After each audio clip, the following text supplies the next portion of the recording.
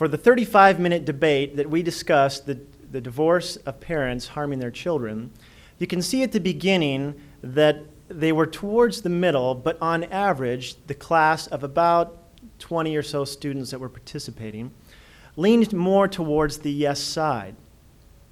The first 4 or 5 minutes, there was no change in the class's attitude.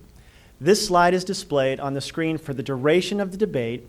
The debate teams, it's behind them, so they cannot see how well they are performing. But the audience can see over time the change in the attitude of the audience on average.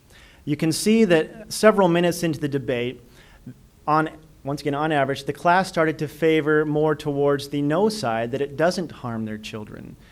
Then you see some fluctuations back down more towards the yes side, and ironically, they end up right where they started. However, it's fun to watch as certain arguments are made to see the persuasion of the attitude of the audience. My guess is that even though the average may remain the same over time, that, and this is a psychological concept for you, it's called group polarization, that in a debate, an audience tends to become more extreme in their views rather than being persuaded from one side to the other. So even though the average may be the same, and I have yet to look at the data, I want to know if they are becoming more polarized in their opinion. Those who are saying yes, becoming stronger in their view, those that are saying no, becoming stronger in theirs, and yet in the end, it still cancels each other out. So this is how I'm using it in my class. Thank you. Thank you. And our last nominee, John Hooker, lecturer, Illinois State University. John, welcome.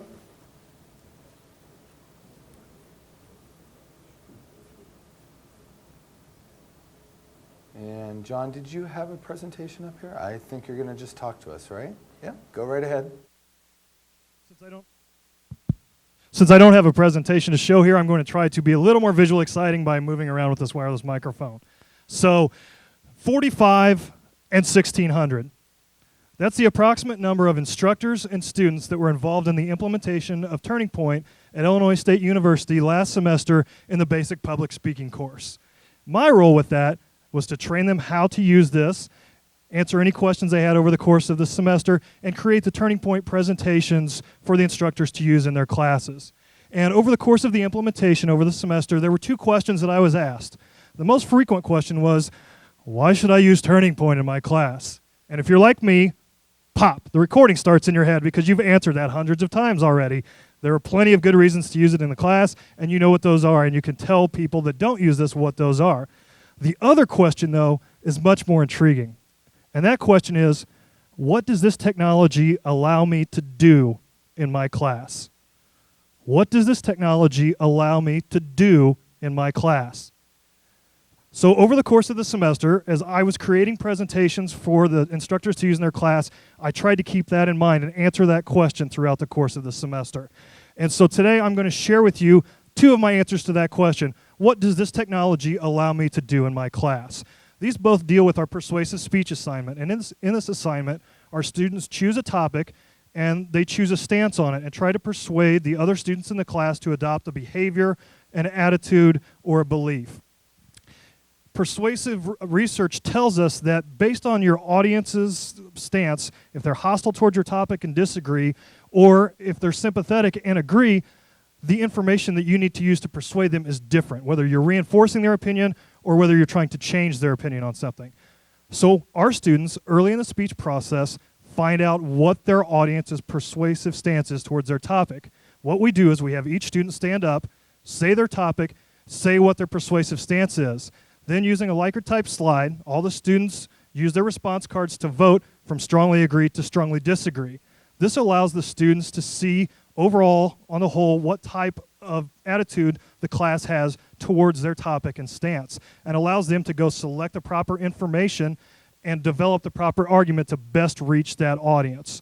So if the audience is hostile towards them, what they need to do is spend more time building a common ground with that audience and use information that's more towards the middle of the persuasive range to try to pull those people to where they are. If the audience already agrees with them, persuasion is still very useful in reinforcing previously held beliefs. It makes people's beliefs stronger, so they don't need to build a common ground with that audience. They can start over here with the really strong information and preach to the choir. The second application of this for the persuasive speech is used through sample speech videos, where we try to measure the student's ability to critically think and dissect arguments. And so what we do is we create a persuasive speech, a sample speech that has a speaker that uses both logical arguments and rhetorical fallacies. Then we show them a DVD of this, and we have text at the bottom of the screen whenever we want them to vote. We have them vote after the completion of a logical argument or after the completion of a rhetorical fallacy, and have them vote on a Likert style 1 to 5, how persuasive is this speech? So after they watch the speech, they don't get to see the results during the speech, so it doesn't color their responses. After the speech, we go back and we look at the slides, and each one has whatever the stimulus material was, whether it was the argument or the fallacy, and talk about why they voted the way they did on the persuasiveness of that. So this is a very valuable tool for our students to create their speeches tailored to their audience, and to also recognize and critically think about arguments other people are making in their persuasive speeches. And this is something I think that can be very valuable, and this can extend to trainers. If you want to train and have students rate your clarity at certain points throughout your presentation to determine what they understand, I think that's useful. It can also be used for credibility for business speakers if they would want to measure their credibility at certain points throughout the course of the speech.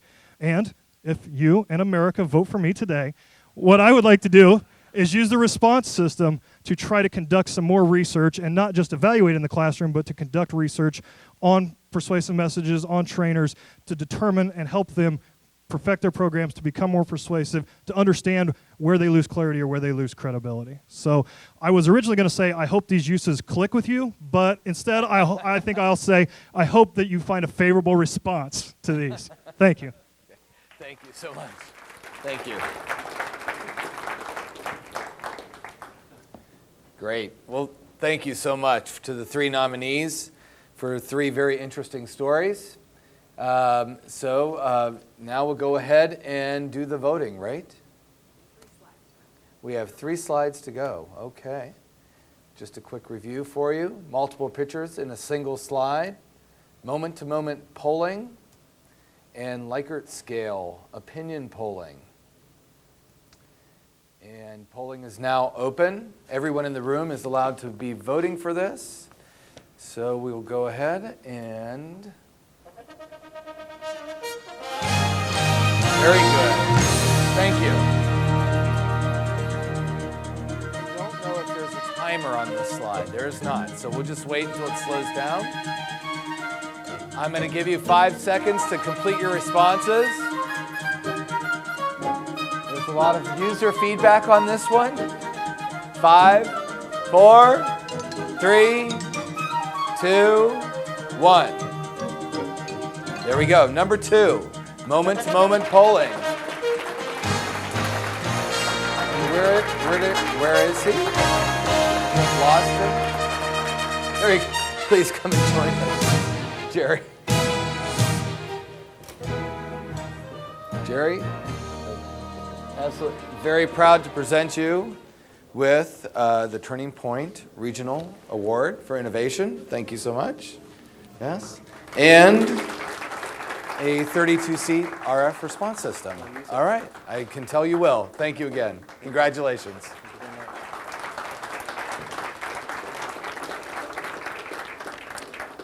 All right. So now we are at the point where this long but very productive day comes to an end.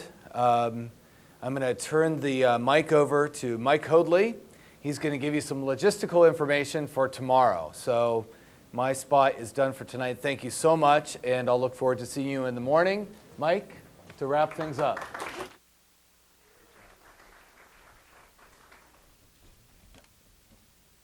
Just a couple of comments. It has been a long day. I think you probably don't realize the Turning Technologies people got in last night about 11 o'clock or midnight, so they've had a long day, and they were here before 7:30 setting up and doing lots of things. So we really appreciate what everybody's been doing and all the staff here and helping with that as well.